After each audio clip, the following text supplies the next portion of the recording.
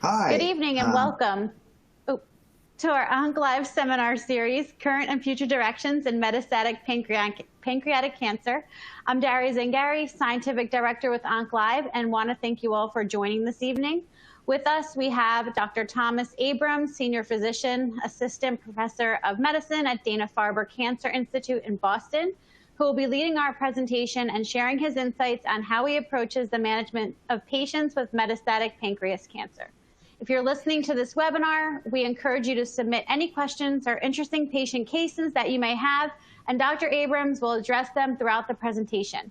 So without further delay, I'll hand it over to Dr. Abrams. Thank you, Daria. Sorry for jumping in there a little too quickly. Thank you for being here tonight. I know you're all very busy and you have a lot of things to do, and so taking an evening out to learn about pancreatic cancer is certainly very commendable, and I hope you get something out of this.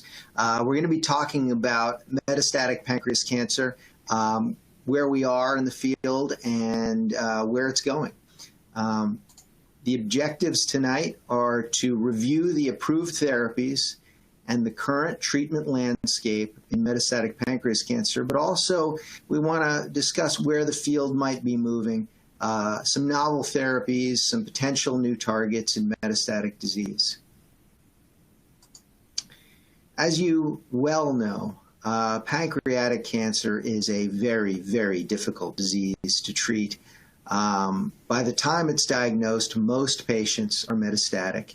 And I would argue it's probably more than 52%, because in this SEER database, there are quite a few patients who have unknown disease, and a lot of patients with localized disease really are unresectable, so they're tantamount to being metastatic. And the 5-year relative survival is only 10%, which is better than it has been, but it's still woefully inadequate. The approved therapies in pancreas cancer are few.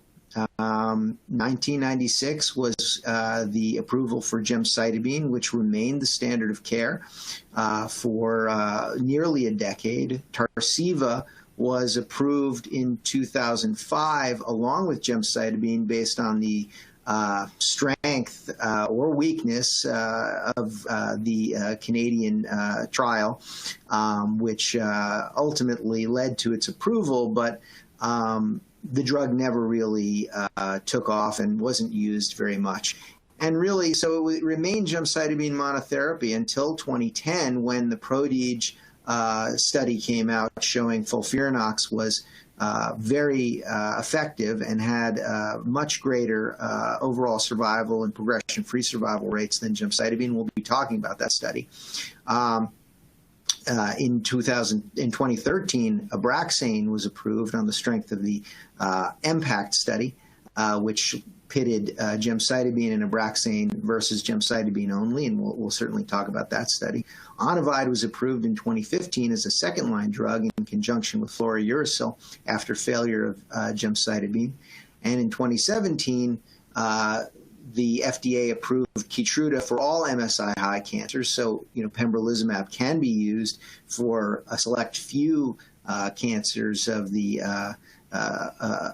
pancreas, but not many. And in 2019, Lynparza, olaparib, a PARP inhibitor, was approved for patients who have metastatic pancreas cancer with a germline BRCA mutation that has already done well on FOLFIRINOX. So another niche approval, but certainly something that is very, very effective.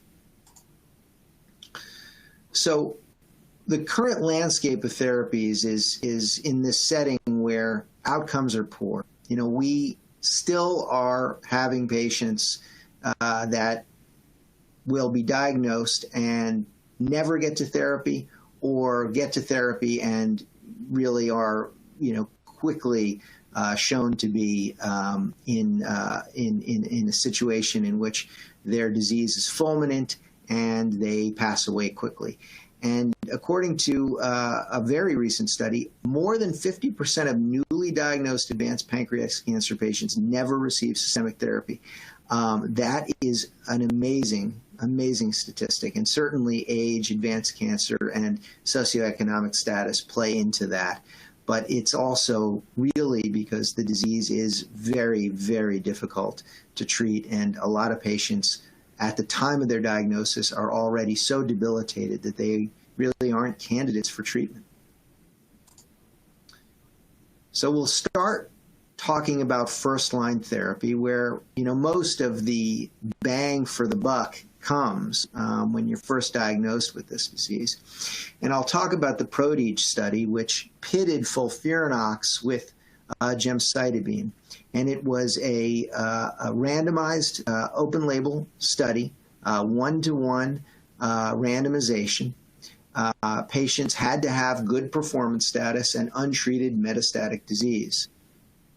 There was a quality of life analysis with this, and that was very important because the theory was that, while FOLFIRINOX might be more effective, it might also have so many more side effects as to really not be something that would improve quality of life. However, what it showed was that, it really, really was tremendously more effective than gemcitabine, with a response rate of 31.6% versus 9.4% with gemcitabine, and a median progression-free survival double gemcitabine, and a median overall survival of 11.1 months, which to that point was almost, unheard of, to see median overall survivals of nearly a year with treatment. And the quality of life data reflected just better outcomes. Patients who were on FOLFIRINOX had a tremendous reduction in symptoms versus those who received gemcitabine. And so it's said here as quality of life impairment, but patients just felt better on FOLFIRINOX despite the greater incidence of adverse events.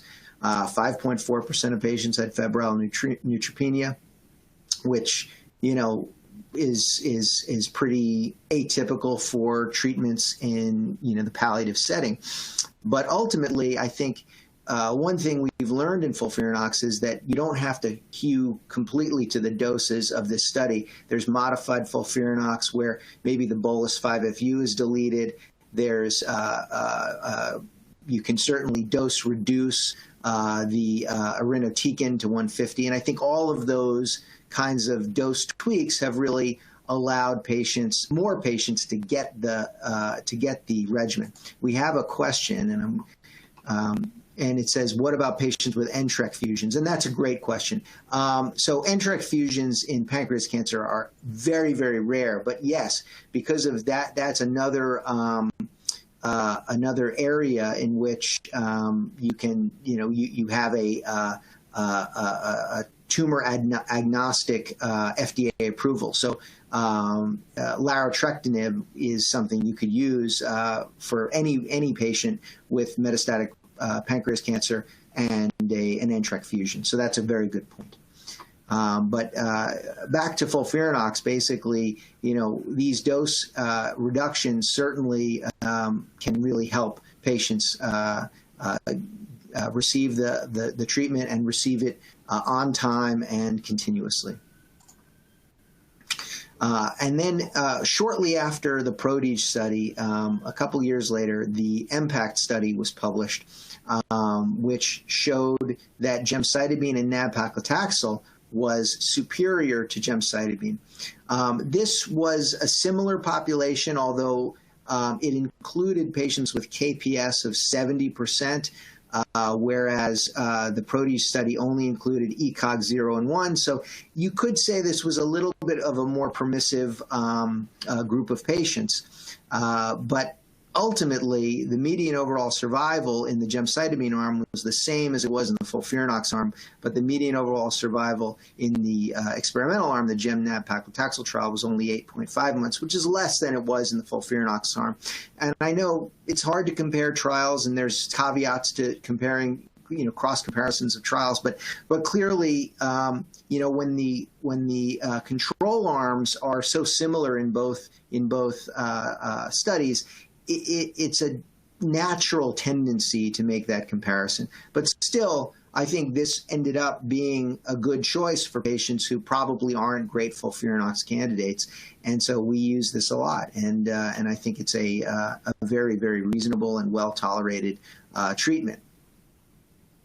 One of the tweaks I use for it, especially when I use it in the second line, is to eliminate the day 8 infusion. So I just do days 1 and 15, and there was Ohio State data that shows that this is very effective, and it very much decreases the incidence of neutropenia and other myelosuppressive events. And now I want to talk about NALIRIFOX, which is essentially a modification of FOLFIRINOX, where instead of irinotecan, you're using nal-irinotecan, Onivide. And this was a study that really was a phase 1 study to assess safety and dose-limiting toxicities of the regimen. 32 patients received it, and it really, showed very similar results to FOLFIRINOX. The median overall survival in this small study was 12.6 months. The PFS was 9 months, which is exceptionally high. 3% complete response rate, 31% partial response rate, and the rest mostly were stable diseases. So very few patients progressed initially on this regimen. Disease control achieved by 72% of patients at 16 weeks. Of course, there were some adverse events, as you might expect. Neutropenia was present in 31% of patients, febrile neutropenia in 12.5% of patients, hypokalemia due to the diarrhea, anemia, nausea, diarrhea. And so, I think, though, it established itself as something that, is worth more study. There is another question. Let's see. This is from a patient. I am starting a phase 3 clinical trial through the Soon Chang Institute in El Segundo. It involves a combination of radiation, killer cells, and T cells. Wonder if you've heard of it, and any comment. Yeah, I mean, I think it's an interesting. So Patrick is a billionaire. He's a scientist, and he actually ran the company that developed Abraxane, now nab-paclitaxel, which was the drug that was in this study, and now he has devoted himself to really attacking cancer from very unique ways. And I think that study is something that's really interesting. Certainly, there's a lot of high-profile people who are involved in that study, and some seem to be doing very well. I don't know what the exact specifics are of what he is actually doing. But I think, in pancreas cancer, clinical trials are so important because that's what pushes the field forward. And if you're fortunate enough to be in that study, I think that's a great choice for you. And I would be very interested to know how you do, and I wish you the absolute best. I think it's a great choice. But knowing the specifics, I don't know the specifics about that study. But I have heard of it. Certainly, Patrick is a really high-profile guy with limitless intellect and great drive. And so, if someone's going to, really make an impact in pancreas cancer, it could certainly be him. So going from NALIRIFOX is the NAPOLI-3 study, which is a phase 3 study that is currently enrolling patients who had not previously been treated with metastatic pancreas cancer. They are randomized to receiving either NALIRIFOX, which is the irinotecan liposomal injection, oxaliplatin and 5-FU, versus the other approved first-line regimen, which is nab-paclitaxel and gemcitabine. I think this is a great a great study. Primary endpoint is overall survival. Secondary endpoints are progression-free survival and overall response rate. There's going to be a planned enrollment of 750 patients, and the estimated study completion is the end of 2023. Now, it's interesting because there's never been a head-to-head of FOLFIRINOX and gemcitabine and Abraxane, and this is going to be the closest thing to it. The question, I think, on everyone's mind when this study is eventually read out is, will this displace FOLFIRINOX if it's better than gemcitabine and nab-paclitaxel? And I don't think it necessarily will. Unless it really shows some tremendous activity. But I think, the proof is in the pudding. I think it's a worthy trial, and very interested to know what happens with it.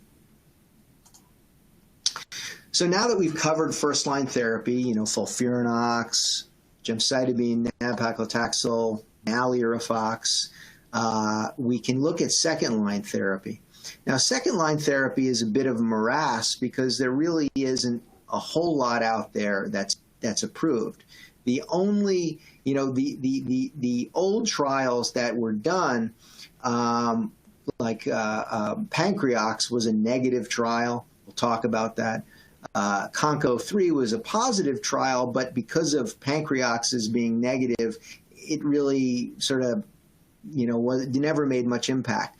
The only second-line trial that really has made an impact clinically is the Napoli trial, and we'll talk about that. But basically, you have CONCO-03, Pancreatic, and Napoli, and there were a bunch of other ones that were done that never made it past the phase 2 arena.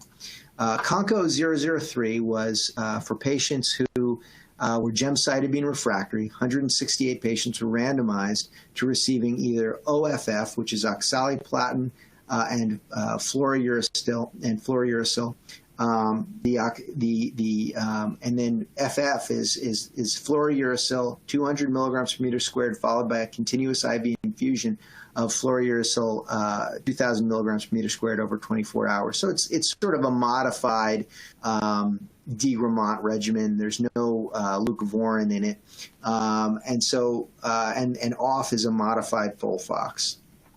And essentially, these patients, were randomized to receiving just fluorouracil and a modified FOLFOX. And the FOLFOX arm, the OFF arm, actually was better.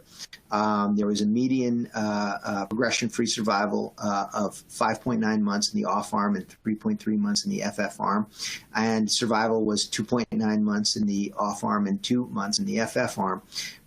Both were statistically significant. However, the Pancreatic study, which is essentially the same kind of study, failed, where patients were randomized to receiving FOLFOX6 or 5-FU leucovorin after gemcitabine progression.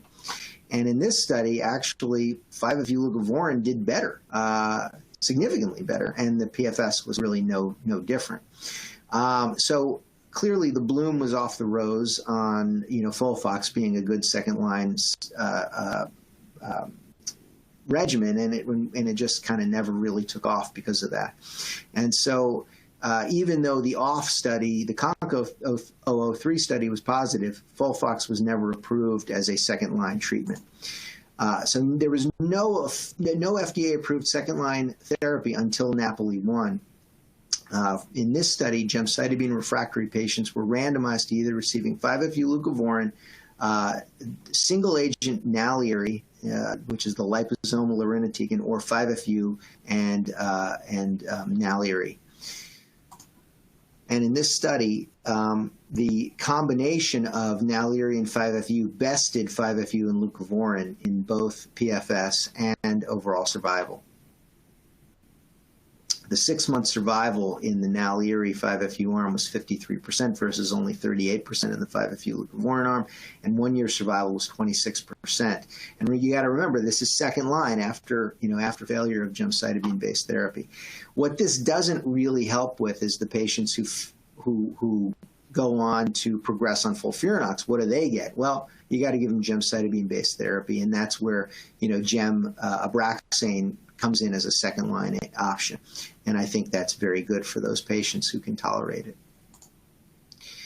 Now I want to talk a little bit about maintenance therapy. I think maintenance therapy is very interesting, and it's really one of the more, it's garnered a lot of headlines recently. In the phase 3 POLO trial, patients whose pancreatic cancers were found to be in the setting of a germline BRCA mutation, and then they received FOLFIRINOX.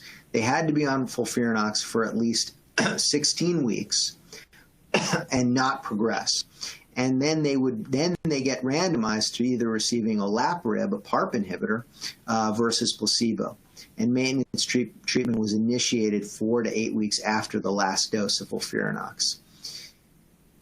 And in this study, the median progression-free survival in olaparib versus placebo was 7.4 months versus 3.8 months, which was highly significant. And interim overall survival analysis showed that there was not a huge difference, but there was certainly a trend toward improved survival, and certainly this was not mature data.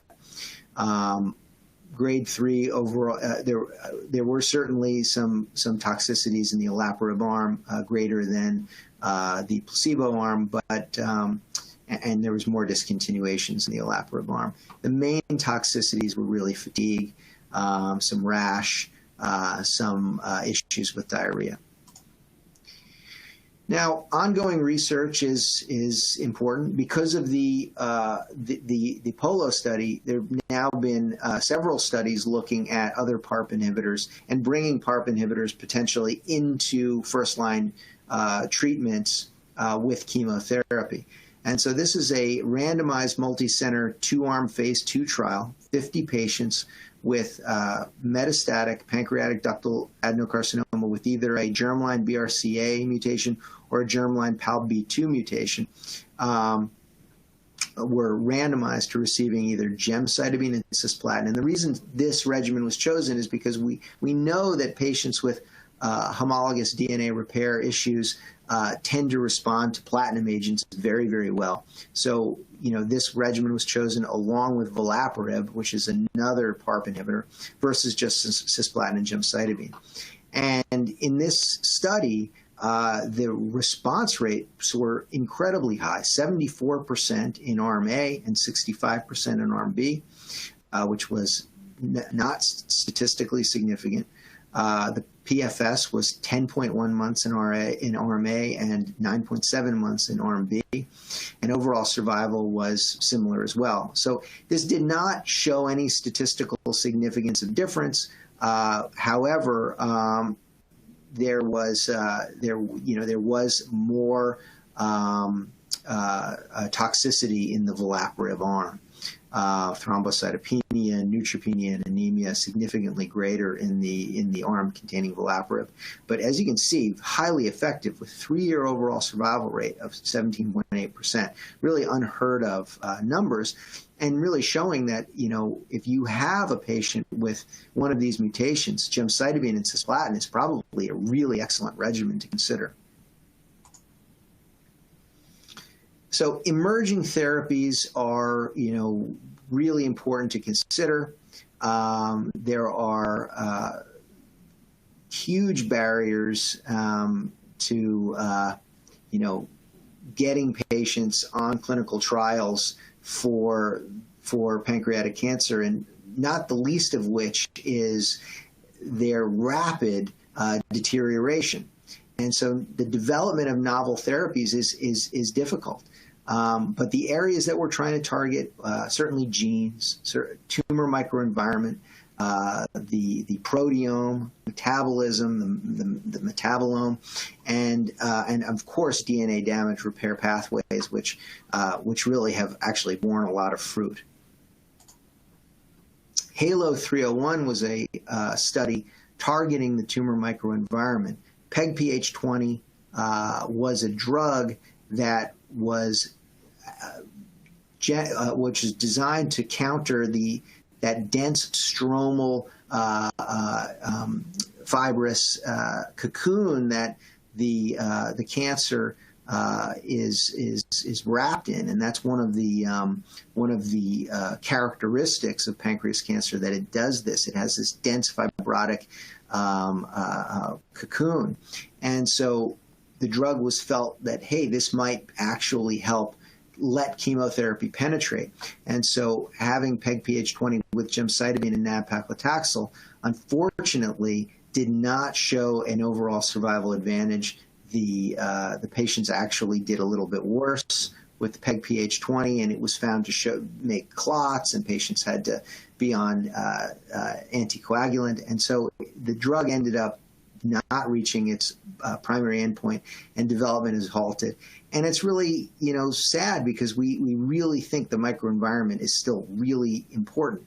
And there was another drug, a hedgehog inhibitor, that actually had a similar result. We really felt, in the hedgehog inhibitor, the proof of principle was there. The stroma disappeared, but patients still did worse receiving the hedgehog inhibitor than if they hadn't. So it's really, it's been very tricky to, as we learn about the tumor microenvironment, to figure out how to interact with it with a drug and make patients do better. And so this is really an area of intense study, and I don't think we're done with this. There's a lot more research going on. So with that, I want to conclude and tell you that we're making incremental improvements. Patients are surviving longer. It's still woefully inadequate, and it's not a pretty picture, but patients are living longer, and we are really trying to concentrate on figuring out the types of patients that might benefit from immunotherapy, the types of patients that might benefit from PARP inhibitors, the types of patients that might benefit from different kinds of chemotherapies, so that we can really keep refining and improving and really reaching the goal of personalized medicine. And there are studies out there that are attempting to really define a personalized treatment for patients with pancreatic cancer based on molecular profiling and the like. And that's really what we're trying to do, is just improve survival, improve quality of life, and give treatments that will provide benefit without with fewer toxicities. So with that, I thank you very much for allowing me to talk to you tonight. And we do have some questions, and I'd like to answer them.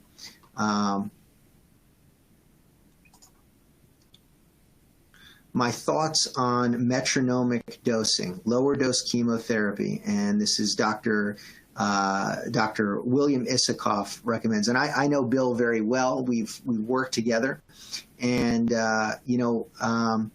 metronomic dosing is interesting. It's been looked at for a long time. Margaret Tempero did metronomic dosing studies on gemcitabine many years ago, and I think that it's certainly fallen out of favor. The studies that looked at metronomic dosing really never showed a lot of benefit. I know Bill, though, has some patients who've really done extremely well for years and years with pancreatic cancer, giving low-dose chemotherapy, changing chemotherapy, and I think there's some truth to that. And so, just because it's fallen out of favor and it's it's sort of maybe not a fashionable way to treat patients, or even something that has generated a lot of interest in the oncologic world, doesn't mean it couldn't work for certain kinds of patients. I think ultimately it's not metronomic dosing is also very difficult to achieve because oncology units aren't open at midnight, and sometimes that would be necessary. You're really trying to time it based on when certain factors are high and it's complicated. So I wouldn't reject it out of hand, and I think Bill is he's an iconoclastic oncologist with very interesting ways of treating patients that are certainly different, and so I commend him for sort of doing his own thing, and if he publishes on this, and then I think there might be renewed interest. And here's a question from Mohammed Cushman from University of South Florida. If you have a patient that doesn't progress on FOLFIRINOX but progresses a while after oxaliplatin was discontinued due to neuropathy, would you consider another platinum agent? I think it's I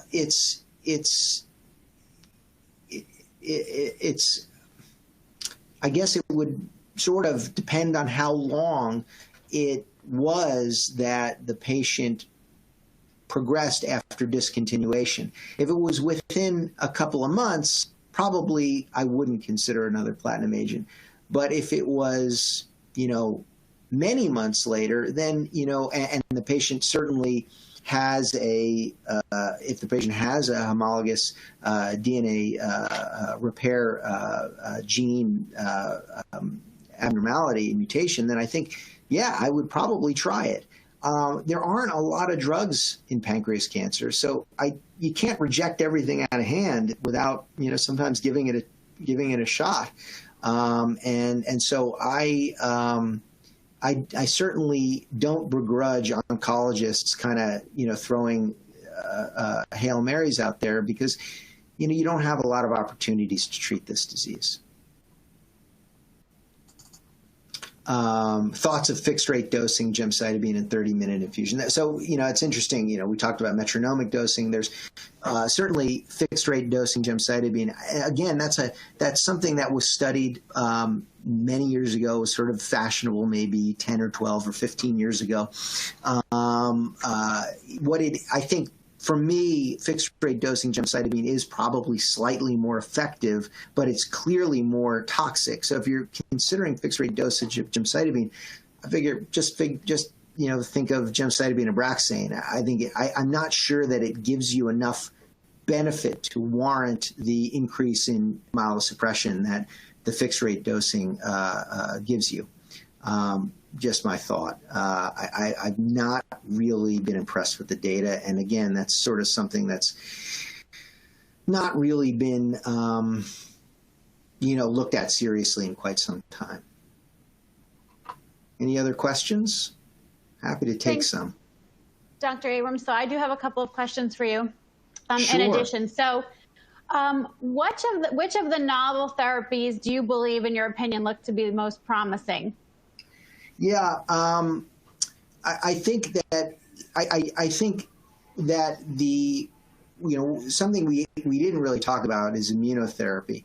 I think there are ways to try to enhance the immunogenicity of pancreas cancer. I don't think PD-1 inhibitors are going to be the answer, but perhaps PD-1 inhibitors with other checkpoint inhibitors, like LAG-3 inhibitors, might actually end up being more effective. And then I do think that autophagy inhibitors, again, we didn't talk about this, but there's a class of drugs, and even hydroxychloroquine is one, that are inhibitors of autophagy. And I think as single agents, these drugs don't work. But again, if you combine them potentially with an ERK inhibitor, other pathway inhibitors, you may find that there are some patients who respond. But, to say that there's something that's definitely going to work and definitely going to make an impact in pancreas cancer, I think is always something that, we get slapped in the face. So, do I think there's something out there that's very promising? Sure. Do I think there's something out there that's, obviously going to work? No. I think you got to go through the process and tweak it and try to figure it out. But we're not there yet. And then along those lines, so are there any potential biomarkers that might help guide therapy? So I know we have BRCA now. There's some other ones, but are there any in the works that you may, think look to be more promising than others? The biomarker issue has always been very difficult in pancreas cancer to find anything other than CA19-9, which is sort of a real-time expression of disease biology.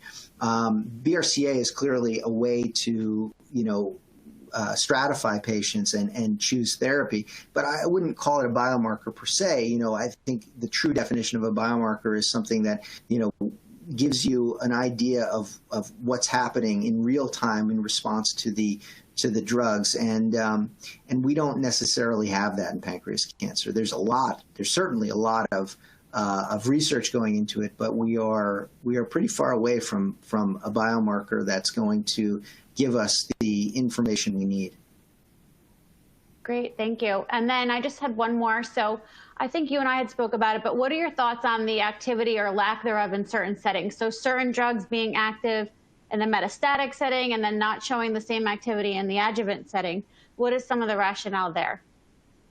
Well, I mean, I think that's sort of a common thread in oncology, is that the metastatic setting, you have a much greater disease burden. So the bar for efficacy is less than it is in the adjuvant setting, where you really need, dramatic reduction in tumor volume and whatever micrometastatic disease is there in order to prevent future recurrence. So I think it makes sense that there's going to be more drugs that are effective in the metastatic setting, where your bar is really just to keep disease sort of at bay, whereas in the adjuvant setting, you're giving treatment for a defined amount of time, and then you've either eradicated it or you haven't, and the disease is going to come back. So it's a much higher bar for efficacy in the adjuvant setting, and I think that's why